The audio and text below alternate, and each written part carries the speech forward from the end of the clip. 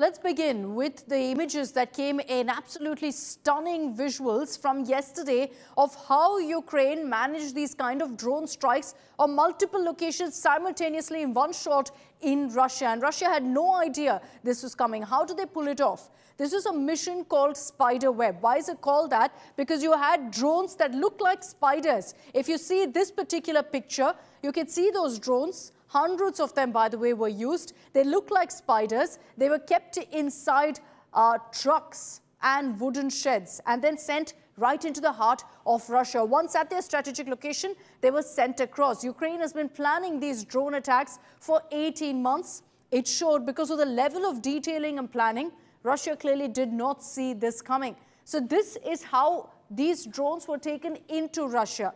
What happened right after that? Well, these drones, in fact, were kept in these trucks, these kind of massive trucks, which many believed was carrying cargo and nothing else, was driving through Russia. It was strategically then parked at a location very close to airfields, air bases that Ukraine wanted to target. And then the drones would take off. They take off from these trucks, as you see in these videos here. They take off from the trucks, directly head to the location. And these drones, of course, were being operated by people, not sure if they were within Russia or in Ukraine, but from close range. They were being operated to take off from the truck and then go towards the intended target, which was air bases. And this has happened in multiple locations of Russia. What happens right after that? Well, these particular drones, the FPVs, first-person view drones, which is why you see the footage so crystal clear. These drones went into these air bases. We're showing you one such example where the drone flies around. Clearly, again, like I said, Russia had no idea this was coming, so they had no way of stopping it, which is why the drone operator could take his time, surveilling exactly that entire area, figuring out exactly which should be the point of impact perfectly, and ensuring that the Russian jet is destroyed completely. So you see the drone reaching its intended target, hovering around for quite some time, figuring out left, right, center, where really should it hit, and then drops down at its intended target to ensure that all of these assets in Russia are damaged. And we're talking about billions of dollars of damage being reported right now to Russia as a result of these strikes.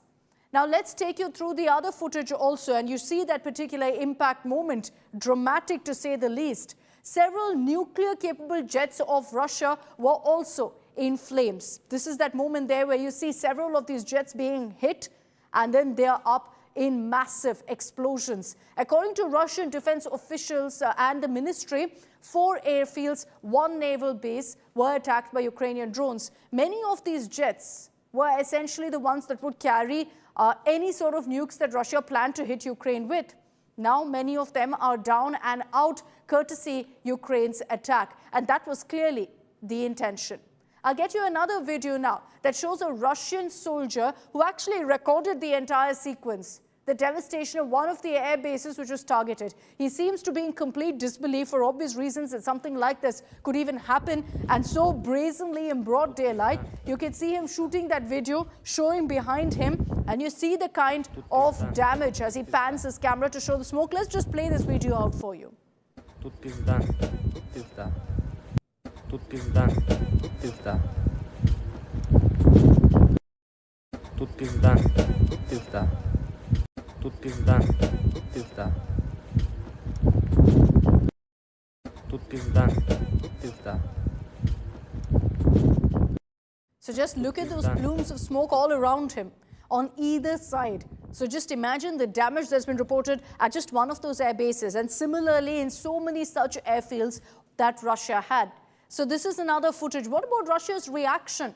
How were they caught napping while this happened? Russia has claimed that they also intercepted several Ukrainian drones, and they released this video of the torpedo airs claiming to destroy Ukrainian drones depot in Kharkiv as well. So this is essentially Russia claiming that we're hitting back. But obviously at this point, this is just the first step. You're going to be seeing a lot more of a response. Take a look at this video that Russia put out.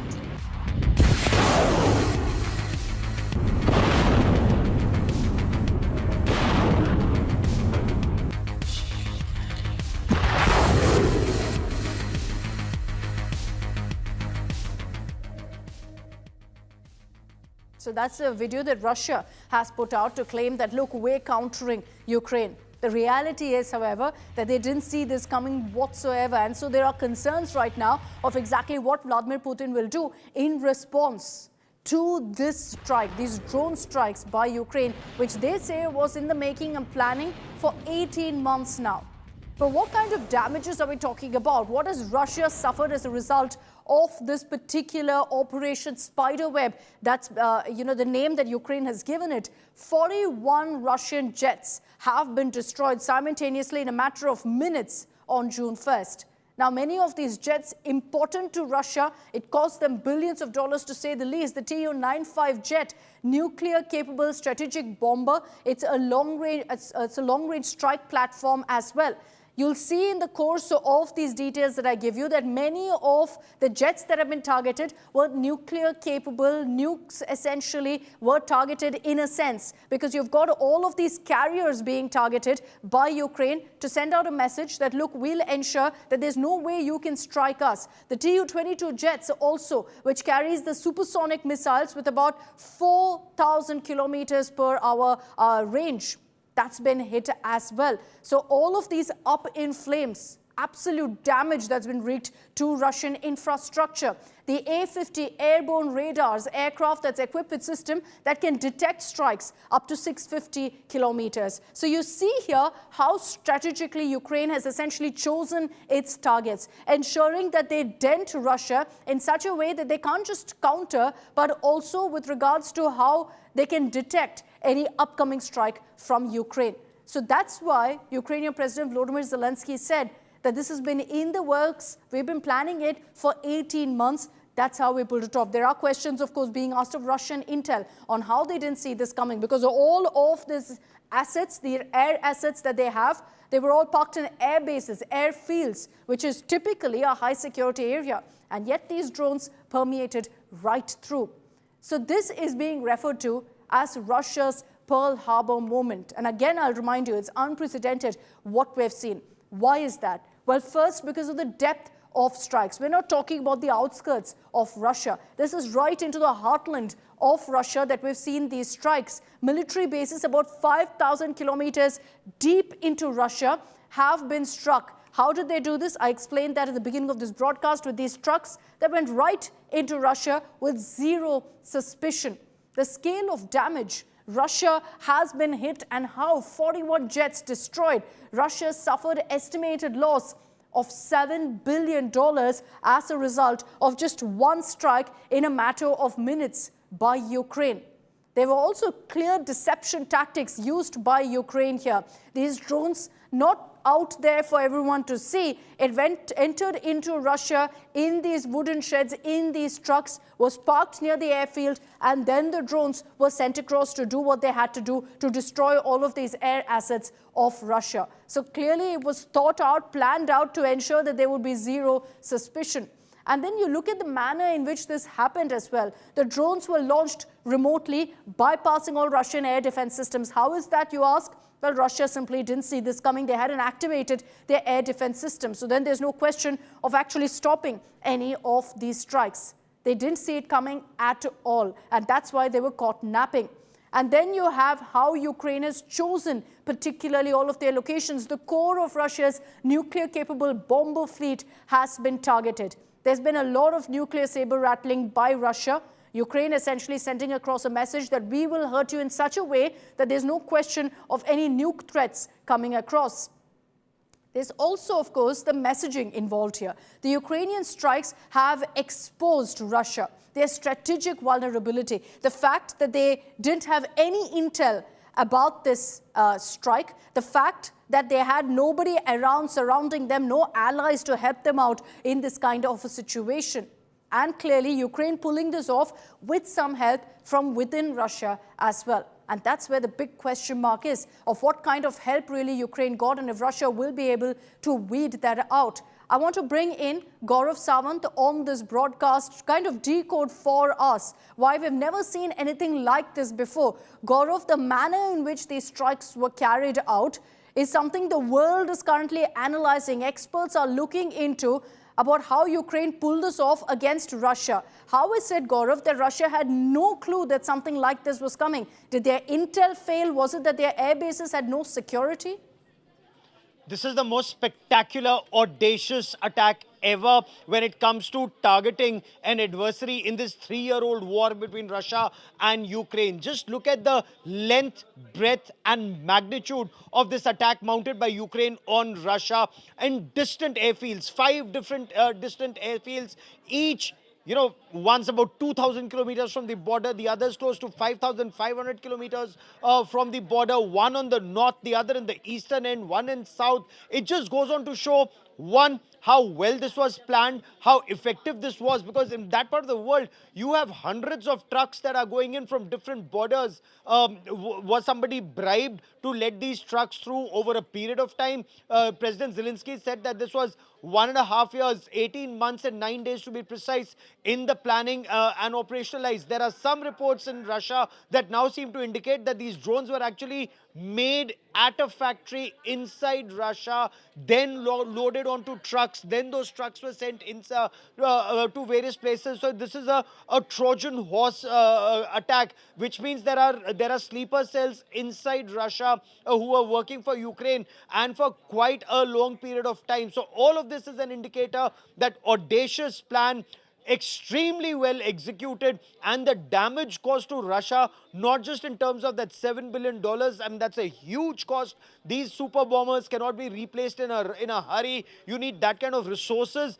It's a huge loss to President Putin's prestige. The manner in which he was executing this war, and towards the end of 3 years, everyone was saying, he's on top. He's successfully taken on not just Ukraine, but the combined might of the North Atlantic Treaty Organization countries and is emerging, the better of it. But as of now, this round goes to Ukraine and those who backed Ukraine. Ukraine, of course, at great pains to say this is entirely their operation, but Russia's not convinced. And this could mean that in case there are other forces that are involved, then this war could escalate, and God forbid, it could escalate if there is a tactical nuclear strike.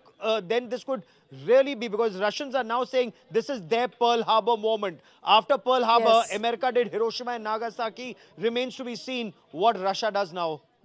We'll have to wait and watch to see Russia's response. There's no doubt that they're not going to sit back and allow this to happen, because as Gaurav put it here, this has, of course, dented Putin's image greatly, that something like this happened on his watch in his country, with truckloads of drones entering and targeting sensitive locations, what should be high security areas like air bases. Thanks very much, Gaurav, for joining us with those details. But what we've seen essentially in this particular conflict between Russia and Ukraine is how Ukraine has used tech, has used drones to target sensitive locations in Russia, and ensuring that no manpower really is involved in this conflict. We've seen this in many instances of late in the last few years. For example, even in Operation Sindoor, when India conducted those strikes against Pakistan, whether it was the terror hubs or otherwise, these strikes were conducted deep in Pakistani soil without any infiltration. The Air Force was involved, drones were used. Similarly, you look at the pager attacks that had taken place. These were, of course, how Israel essentially struck Hezbollah terrorists, targeting them using smuggled pagers. And then when these pagers were used, they exploded in sync. What we saw were dramatic images of how pagers went up in flames. It led to over 40 deaths as a result. Yahya Sinwar, wanted by Israel. How did they take him out? Well, they went right into Gaza, into Rafah, which is where they went ahead and targeted Sinwar. Remember, there was also that very dramatic footage that came in from these drones showing how he was seated inside his residence, tried to bring down the drone. And so you had extremely precise footage and also precise elimination that took place, again using drone tech. Ismail Haniyeh.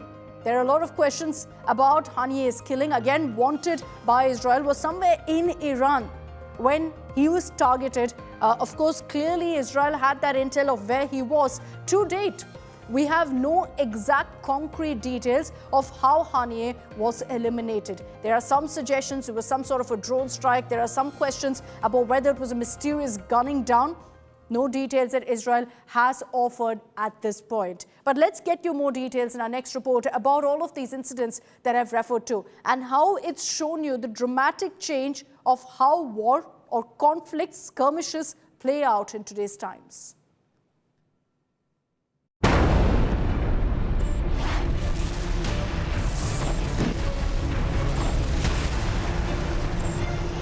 Ukraine's daring drone strike deep inside Russia. A bolt from the blue for a reigning superpower comes as the latest in the world of military attacks. Considering bold, risky and audacious.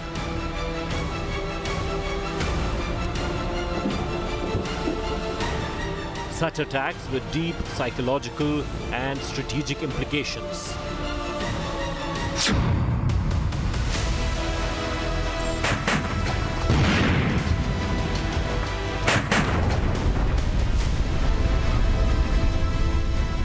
India's Operation Sindoor, the most audacious and first ever sweeping attack on a nuclear-capable nation. To punish Pakistan terror and killings of innocents in Pahalgam, India undertook deep strikes on multiple Pakistani air bases, terror headquarters. Using BrahMos and Scalp cruise missiles, Hammer smart bombs. All the time repulsing Pak attacks using Russian S-400 and Desi Akash Tir missile defense.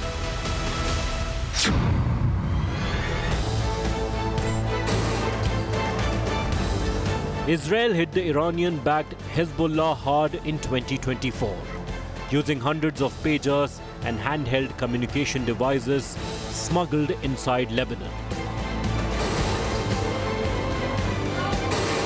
which exploded in a coordinated way, killing 42 and injuring thousands.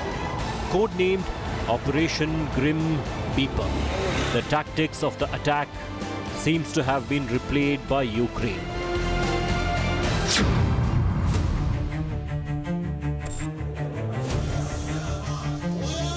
Israel pulled off yet another audacious strike when it killed Hamas leader Yahya Sinwar.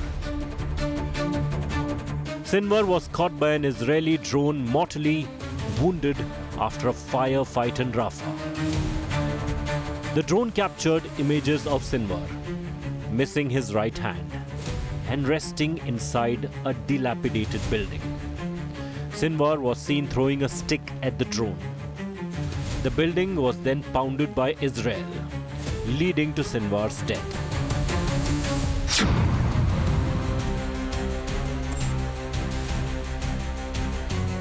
Israel assassinated Hamas leader Ismail Haniyeh in a daring strike in a guest house run by Iranian military.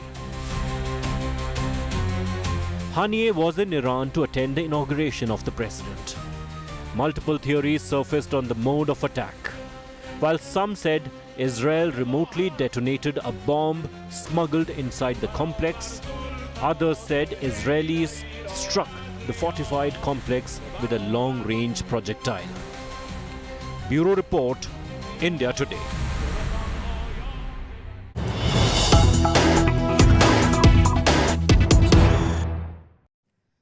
Let's get you an update that's coming in. Even after these strikes, Operation Spiderweb by Ukraine, the second round of Russia-Ukraine peace talks have kicked off in Turkey.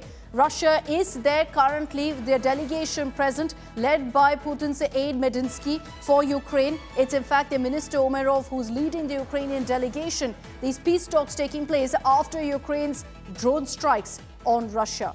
Remember that the talks are happening in Istanbul. It's round 2. In the opening statement by Turkey, the foreign minister confirming that Erdogan is in touch with both Putin as well as Zelensky.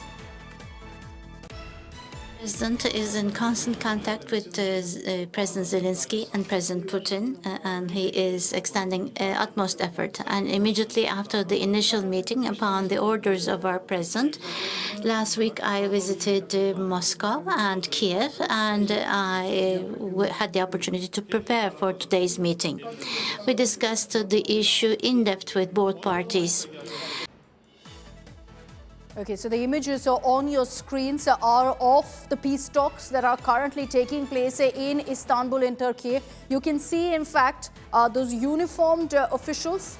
They are part of the Ukrainian delegation. Symbolically, perhaps, they've chosen to appear for the second round of talks in military uniforms. But so far, remember, in the first round, there was no real headway. But in the second round, there will be questions about whether, with what's happened with Ukraine's drone strike, Russia really would be willing to engage in any sort of dialogue, or for that matter, reach an agreement for a ceasefire. Because everyone's asking one question: how will Russia retaliate right now in the face of what Ukraine did with Operation Spiderweb?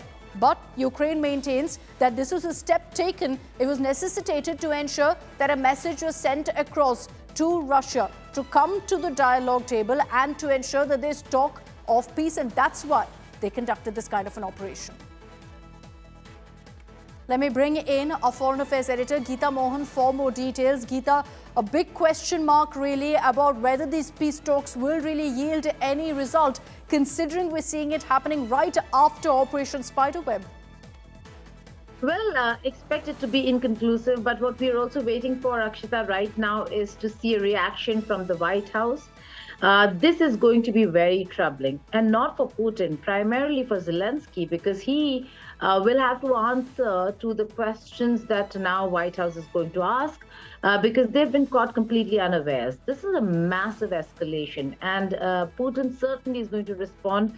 So any hopes of Trump brokering a peace deal between Ukraine and Russia does not seem likely to take place anytime soon. It is going to take a while. Because neither of them are listening to Donald Trump. He's been saying that ceasefire is important, that both sides come to the talking table. There was a time when you would either come to the talking table or you would not have a ceasefire and continue with your war plans. This time around, it's almost simultaneous. They're also coming to the talking table and yet continuing with the kind of confrontation that we are seeing. And this is not just confrontation. This is a major escalation. So we have to wait for two responses. One is how the Trump administration is going to look at Zelensky after this incident, because they would call it irresponsible. But more importantly, what is Putin going to do after this? What has Zelensky done, not just for himself or unto himself, but also to Ukraine as a country? That's right. So we'll have to see really how this progresses in the days to come. And you're right, Geeta, we'll be watching out for that reaction from America as well. Thanks for the moment, Geeta, for joining us with those details.